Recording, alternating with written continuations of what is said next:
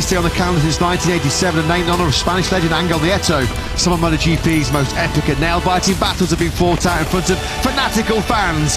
We're set for another stunner in Spain. It's time to race in MotoGP.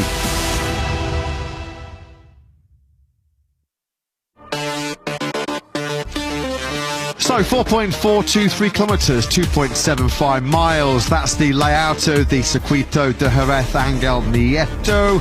90 kilometres south of Sevilla, the 39th successive year on our Grand Prix calendar, dating all the way back to 1987. Valentino Rossi, the most successful rider here in MotoGP with 6 victories. Tight in that first sector when you run through turns 1 and 2. Heavy braking zone into turn 6. Good overtaking hotspot, that as well in sector 3.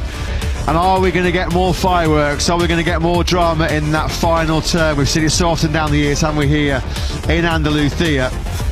20 years ago, isn't it, since Valentino Rossi and Sete Gibernau's iconic battle in 2005. Overtaking hotspots, plenty of them. This was into turn 9 last year. More of the same, please, from Marc Marquez and Pecco Bagnaia. This was 12 months ago in their thriller in Jerez.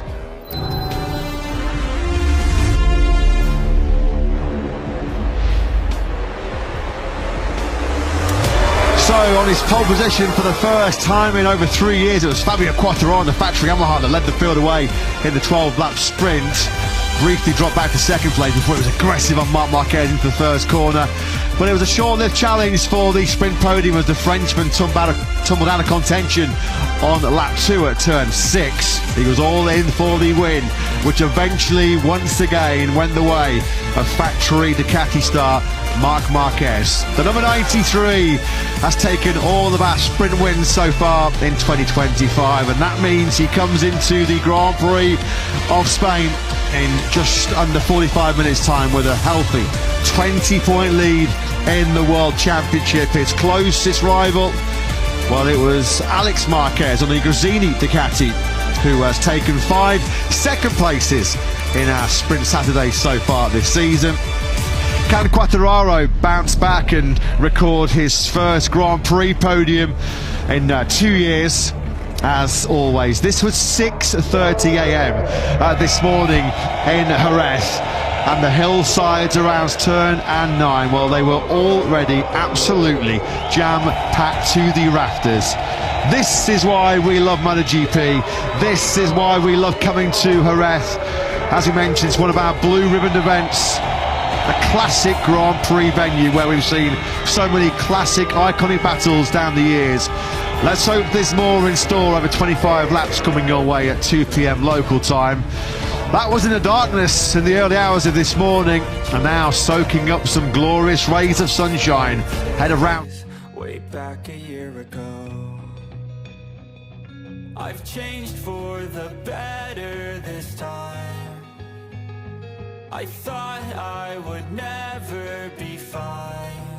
Live Sport TV hari ini, Sprint Race MotoGP Spanyol 2026. Akankah Marc Marquez kembali menang? Ya sobat, hari ini akan ada sesi Sprint Race MotoGP Spanyol 2026. Kalian bisa nonton di Sport TV. Marc Marquez tiba di Jerez dengan tujuan kembali naik podium, bukan meraih kemenangan. Dan dengan bahunya yang kini sudah pulih, secara fisik saya rasa saya sudah mencapai level yang dapat diterima, cukup untuk berhenti membicarakannya. Saya menghabiskan 3 minggu penuh di rumah, dan saya pikir itu membantu saya mencoba membuat langkah kecil lainnya ke depan.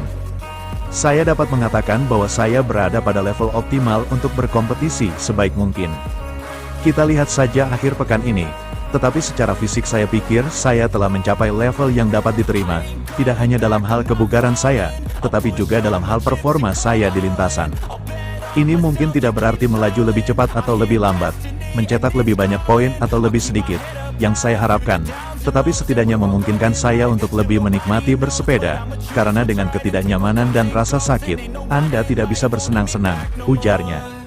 Tentu saja, ketika ditanya apakah ia merasa berkewajiban untuk menang dan menghentikan Marco Bezzecchi, pembalap asal Katalan itu meredakan tekanan dan menunjukkan sikap defensif, mengalihkan tanggung jawab kepada para rivalnya. Saya tidak dalam posisi untuk menghentikan BCC, tetapi saya pikir, misalnya, Jorge Martin lebih berada dalam posisi itu. Tahun ini saya bahkan belum meraih podium pada hari Minggu, jadi Anda tidak bisa menargetkan kemenangan balapan dengan itu sekarang. Kami akan mencoba membangun akhir pekan dengan baik. Kita lihat dengan BCC, yang memimpin setiap lap, bahwa Aprilia melaju sangat cepat, tetapi kita akan lihat apakah sedikit demi sedikit, kita dapat membuat langkah kecil dan mendekati mereka. Itulah tujuannya. Jelas, setiap pembalap Spanyol yang Anda tanya, mereka menyukai Jerez, mereka menyukai atmosfernya, dan impiannya adalah naik podium, baik di sprint maupun balapan jarak jauh. Saya tidak meminta kemenangan karena kami belum menunjukkan level untuk menang di balapan-balapan awal ini, jadi pertama-tama kami perlu membangun podium dan berjuang untuk mendapatkan poin maksimal sepanjang akhir pekan. Lanjutnya, Marquez juga ditanyai komentar Andrea Dovizioso, yang menurutnya kondisi fisiknya lebih buruk dari yang terlihat. Ya, kondisi saya selama tes di Malaysia sangat buruk, dan sedikit demi sedikit saya memperbaikinya. Tetapi saya pikir sekarang saya mencapai kondisi fisik yang mirip dengan tahun lalu. Rasanya sudah lama sejak saya cedera di Indonesia, tetapi dengan cedera bahu, dengan semua yang telah saya alami, hingga 6 bulan berlalu, terutama pada tingkat saraf, Anda tidak akan langsung bisa kembali ke jalur yang benar. Sudah 6 bulan berlalu, dan tepat pada saat inilah saya merasa paling baik, tutupnya.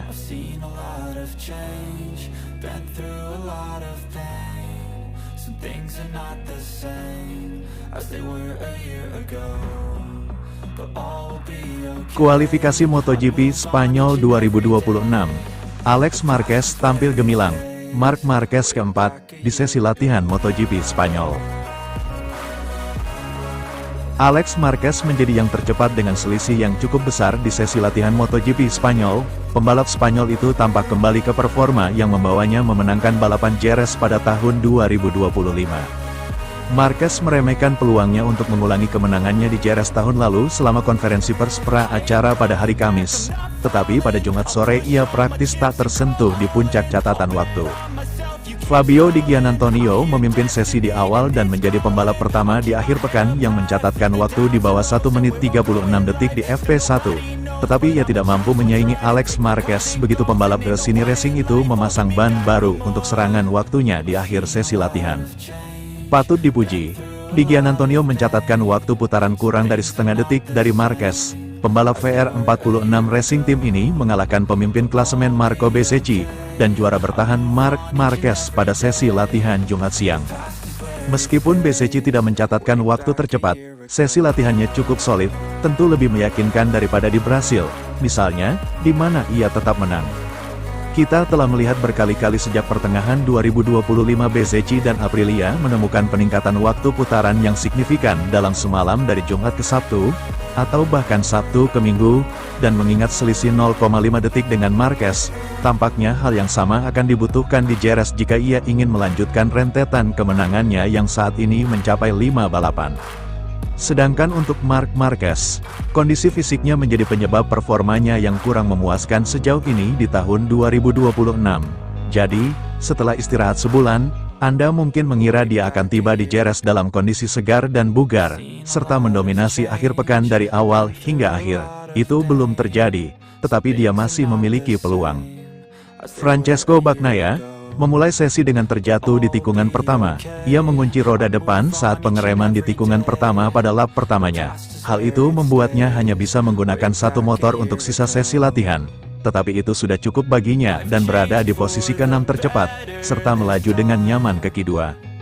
Ai Ogura dan Raul Fernandez juga berhasil masuk ke Q2, masing-masing di posisi ke-5 dan ke-7. Begitu pula Jorge Martin di posisi ke-10.